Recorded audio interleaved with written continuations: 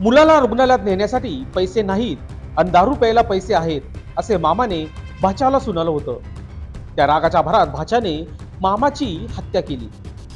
नाशिकच्या पंचवटी परिसरात ही धक्कादायक घटना घडली आहे.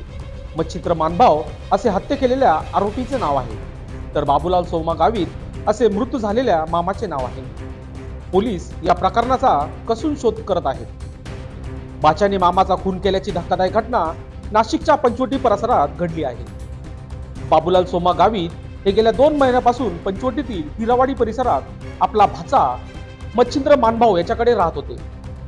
शुक्रवारी दुपारच्या सुमारास तुझ्या मुलाच्या पायाला चटके द्यावे लागत आहेत, त्याला दवाखान्यात जायला तुझ्याकडे पैसे नाहीत पण दारू प्यायला पैसे आहेत असे मामा बोलल्याचा राग मच्छिंद्र याला आला.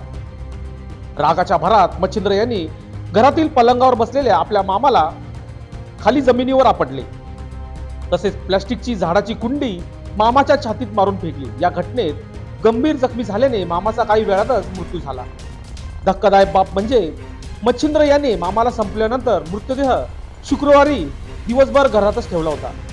पोलिसांकडे तक्रार देण्यासही कोणी पुढे येत नव्हते. अखेर शनिवारी पोलिसांनी नाशिक जिल्हा शासकीय रुग्णालयात दाखल केले आणि रविवारी शवविच्छेदन अहवाल प्राप्त झाला. त्यानंतर नाशिकमधील पंचवटी पोलिसांनी भाचा मच्छिंद्र मानभाव विरोधात खुनाचा गुन्हा दाखल केला आहे. त्यानंतर त्याला बेड्या ठोकल्या. पोलीस त्याच्याकडे चौकशी करत आहेत.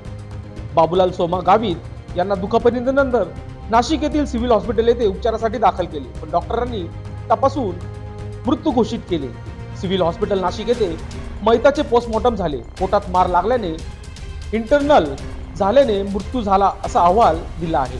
फिर्यादी फिर्याद दिल्याने गुन्हा दाखल केला आहे. 67 वर्षीय श्रीमती इंदुबाई सुखदेव खाने यांच्या तक्रारीवर नंतर पंचवटी पोलिसांनी आरोपी मच्छिंद्र याच्या विरोध भादवी कलम 302 504 प्रमाणे गुन्हा दाखल केला आहे. आरोपी 27 वर्षीय मच्छिंद्र सुखदेव मानभाव हा हिरावाडीतील राहणार आहे. लोकशास्त्र न्यूजसाठी बंटी आढाव, नाशिक.